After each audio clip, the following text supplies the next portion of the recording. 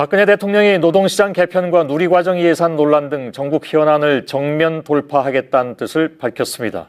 초강수를 두었습니다. 민주노총이 정부가 전면전을 선포했다면서 오늘부터 벌써 단계적 총파업에 들어갔습니다. 조민진 기자입니다. 박근혜 대통령이 정부 행정 지침에 맞선 노동계 투쟁에 대한 강경 대응 방침을 밝혔습니다. 선동적인 방법은 결국 국가적으로나 개인적으로나 도움이 될 것이 없습니다. 불법 집회와 선동에 대해서는 강력하게 책임을 물어야 할 것입니다. 대규모 집회 등 총파업을 예고한 노동계를 향해 집단 이기주의와 집회 문화에서 탈피해야 한다고도 직격탄을 날렸습니다. 그러면서 정부의 양대 지침 발표는 불필요한 논란을 해소하고 노사가 충분히 알 수 있게 홍보를 해주는 게 옳다고 판단했기 때문이라고 말했습니다. 이에 따라 고용노동부는 이기권 장관 주재로 전국 기관장 회의를 열고 지침 전달과 협조 구하기에 나섰습니다. 노동계는 정부가 노동자들을 대상으로 전면전을 공식화한 것으로 받아들이고 대응 방안 마련에 들어갔습니다. 민주노총은 전국 지역 단위로 파업에 돌입했고 오는 30일 서울에서 열리는 대규모 집회에 참석할 예정입니다. 한국노총도 정부가 양대 지침을 일방적으로 공개하고 확정 발표했다며 오는 29일 결의대회 등을 통해 4월 총선 심판에 나서겠다고 반발했습니다. JTBC 조민진입니다. 박 대통령은 이어서 누리과정 예산을 편성하지 않은 서울 경기교육청 등에도 무책임하다고 날을 세웠습니다. 그러나 당장 대통령이 거짓 보고를 받고 있다는 반박이 나왔습니다. 게다가 교육청들이 일단 비상대책에 들어간 상황에서 대통령의 날선 발언이 나오면서 대화 분위기는 얼어붙고 있습니다. 이상화 기자입니다. 이미 지난해 10월 누리과정 지원금을 포함한 2016년도 교육교부금 41조 원을 시도교육청에 전액 지원했습니다. 박근혜 대통령은 교육청들이 엉뚱한 곳에 돈을 쓰고 정작 누리과정은 편성 안 했다고 강조했습니다. 법적 근거도 없는 교육감들의 공약 사업에 대해서는 1년치 1조 6천억 원 전액을 모두 편성해서 쓰고 있습니다. 즉각 반박이 나왔습니다. 만약 이렇게 대통령이 이해하고 있다면 대통령은 거짓 보고를 받고 있는 것이고 내려보냈다는 교육 예산은 내국세의 20.27%로 고정돼 있어 누리과정에 쓰면 다른 사업은 모두 접어야 합니다. 보육기관인 어린이집을 교육청이 지원하는 것에 대한 법적 논란도 끝나지 않았습니다. 한편 오늘 유치원 교사들이 월급날이지만 지급이 늦춰진 곳이 속출했습니다. 서울교육청은 내일 교원 처우 개선비를 조기 지원하기로 했습니다. 일단 파국은 막고 정부와 근본 해결책을 논의할 시간을 벌겠다는 겁니다. 하지만 대통령의 발언으로 분위기는 더욱 얼어붙고 있습니다. JTBC 이상화입니다.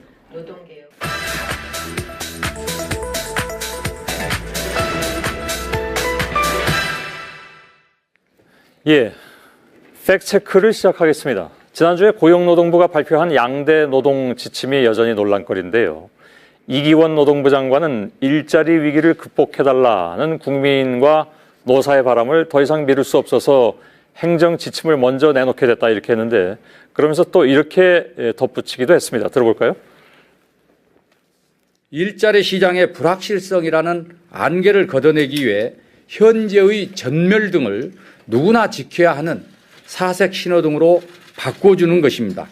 1년에 13,000건 이상의 해고를 둘러싼 갈등을 줄이기에 근로계약 관계를 법과 판례에 따라 명확히 하고자 하는 것입니다. 그러니까 불확실성을 없애고 해고를 둘러싼 갈등을 줄이기 위한 정부 지침이다. 그러니까 실제 어떤지 오늘 팩트체크에서 좀 짚어볼 텐데요. 쉽지 않은 과제이긴 합니다만은 김필기 기자가 독감에서 해방돼서 오늘 짚어보도록 하겠습니다. 그러니까 그동안 이런 지침이 없었기 때문에 혼란이 심했다. 이렇게 그래서 이제 해고를 둘러싼 분쟁도 많았다. 이렇게 해석을 해야 된다는 겁니까? 예, 그렇습니다. 그런 이 주장인데요. 현재 이제 근로기준법 상으로 보면은요. 사용자는 근로자에게 정당한 이유 없이 해고하지 못한다 이렇게 돼 있습니다. 그런데 이 정당한 이유라는 게 좀 애매하다 보니까 노동위원회에 부당해고를 당했다는 구제 신청이 매년 늘고 있다라는 게 정부 이야기인 거죠. 예. 5년 전에 어느 정도였냐면 5년 전에 한 10,000건 정도였던 게요. 계속 늘어서요. 이 부당해고 구제 신청 들어오는 게 13,000건 가까이 됐습니다. 게다가 노측이든 사측이든 여기서 나온 결정을 받아들이지 못하면은 법원까지 가야 되기 때문에 이 과정에서 상당한 갈등과 사회적 비용이 발생해 왔다는 거죠. 예. 정부에서는 그래서 노사 모두를 위해서 과거 판례를 바탕으로 그 정당한 이유에 대한 기준, 즉 일반 해고의 기준을 마련했다는 이야기입니다. 예. 이번 지침으로 그러한 그 갈등이나 아니면 그런 비용이 줄 것이냐가 관건 아니겠습니까? 예, 그렇습니다. 예, 그 부분을 팩트체크해야 되는 거겠죠. 예, 하지만 오늘 취재해본 노무사, 변호사, 그리고 또 교수들 이야기 들어보면은요, 그런 기대와는 좀 다른 이야기였습니다. 예. 직접 한번 들어보시죠. 예. 통로를 활용하려고 이제 기업이 많이 시도를 하겠죠. 예전에 활용되지 않던 통상예고 통로도 그게 활용이 되니까 분쟁이 늘어날 테고, 원래는 그런 행정관청, 행정부 수준에서 해결되어야 할 사회적 분쟁이 법원으로까지 이제 가야 되는. 예. 예, 그러니까 분쟁 건수도 늘고 정도도 심해질 거라는 이야기인데요. 기본적으로요, 이 정부 지침이 법에 어긋나기 때문이라는 그런 이야기입니다. 예. 자세히 설명을 드리면은요, 우리 헌법상에 먼저 보면은 근로조건의 기준은 인간의 존엄성을 보장하도록 법률로 정한다고 되어 있습니다. 예. 자, 그렇다면 그 근로조건은 뭘 이야기하느냐? 현행 법에서 보면은요, 임금이나 근로시간 또 복지와 함께 해고도 근로조건으로 분명히 보고 있거든요. 명시가 되어 있군요. 그렇습니다. 예. 그러니까 당연히 해고 관련된 기준도 법으로 정해야 하는 건데, 예. 이번에 정부가 내놨다는 그 양대 지침, 이건 법이 아닙니다. 그냥 정부가 이거 참고해서 따르라 하는 그런 내용이기 때문에 그냥 법적 효력이 없고요. 예. 그래서 실제 기업이 이걸 기준으로 해고를 진행을 할 경우에 당연히 소송이 잇따를 수밖에 없는데, 예. 이 소송은 소송 당사자만 구제하는 거기 때문에 모두가 이렇게 막 노동자들이 소송에 나선다 그러면 더 큰 갈등과 비용을 초래할 수 있다는 예. 지적입니다. 국회에서 법이 통과되지 않으니까 정부가 나름 답답해서 이렇게 했다고는 하나, 예. 그것이 가장 명확한 것은 법률로 해야 되는데 예. 지침으로 하고 있기 때문에 예. 나중에 이게 줄 소송에 걸릴 가능성이 있지 않느냐. 이건 그렇습니다. 과거에 그 통상임금 정할 때나 마찬가지인데 그때도 왜 그런 상황이 많이 발생을 해서 예. 사회적 비용이 굉장히 크게 들어가지 않았습니까? 예. 이 경우도 그렇게 될 가능성이 크다는 얘기잖아요. 예, 맞습니다. 예. 정확한데요. 정부가 이제 그 통상임금 문제 1988년에 통상임금 산정 지침이라는 걸 만들어서요. 예. 간단히 설명을 좀 들으면은 법에 나와 있지 않은 이 정기상여금과 고정적인 복리후생금은 통상임금에서 빼도 된다 이렇게 한 거거든요. 예. 기업들은 25년 동안 이를 그대로 따라온 겁니다. 그러다가 3년 전 대법원에서 어차피 월급처럼 정기적으로 주던 거를 왜 빼느냐, 통상임금에 넣어라 이렇게 판결을 내리면서 이 지침이 다 무력화돼 버린 겁니다. 예. 일단 그러자 이제 기업마다 새로 임금 단체 협상하느라 진통 겪고요. 또 이 지침 때문에 노동자 입장에서는 그동안 받지 못했던 돈까지 소급해달라는 소송도 줄줄이 나오고요. 예. 이러다 보니까 재계에서는 이로 인한 비용이 38조 원에 달한다고도 분석을 했습니다. 예. 자, 이 부분 전문가의 이야기 들어봤습니다. 통상임금의 경우 사실 우리는 굉장히 큰 트라우마를 맛봤어요. 노동부가 해야 될 일은 팀이 법률이나 판례에 반하지 않도록 변경하고 고칠 건 고치고 바꿀 건 바꿔야 한다. 그렇지 않으면 결국 최대의 희생자는 근로자와 사용자일 뿐이다. 그런 점에서 통상해고 지침도 그런 전례를 밟아서는 안 된다. 예. 잘 들었습니다. 그렇다면 여기 뭐 화면에 나와 계십니다만은 이기원 장관께서는 분쟁을 줄이기 위해서 대안을 제시했다고 하지만 결국 그 대안이 오히려 분쟁을 더 키울 가능성이 있다라는 얘기잖아요. 예, 그렇습니다. 예. 게다가 그 해고 관련 분쟁이 지금 왜 늘고 있는 건지도 정확하게 한번 따져볼 필요가 있습니다.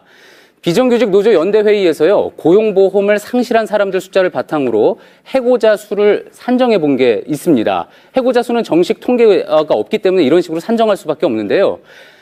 예전에 이제 80만 명 수준이던 게 점점 올라서 최근 이렇게 90만 명을 향해서 증가하고 있습니다. 예. 물론 이 중엔 또 누락된 숫자도 있을 수 있고요.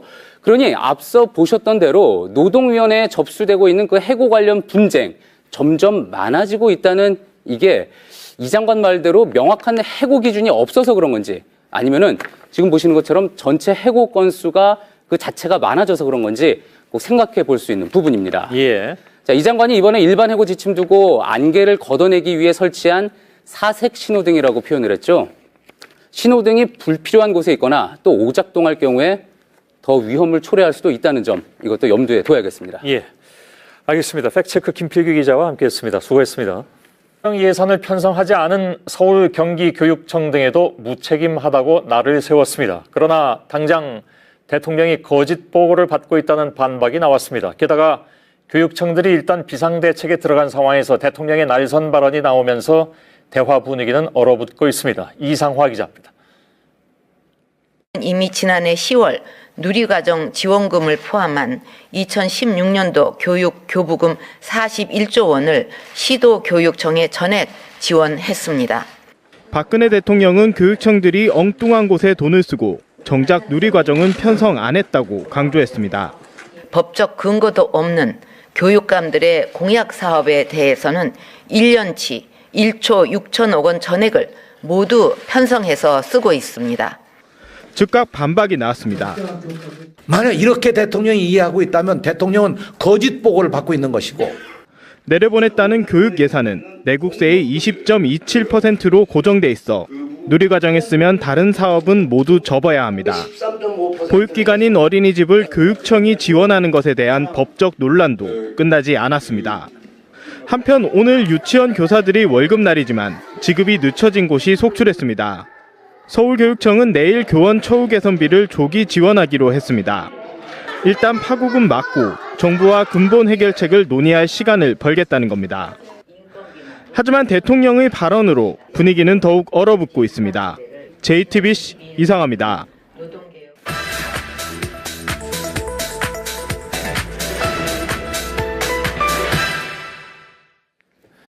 박근혜 대통령이 노동시장 개편과 누리과정 예산 논란 등 전국 현안을 정면 돌파하겠다는 뜻을 밝혔습니다. 초강수를 두었습니다. 민주노총이 정부가 전면전을 선포했다면서 오늘부터 벌써 단계적 총파업에 들어갔습니다. 조민진 기자입니다.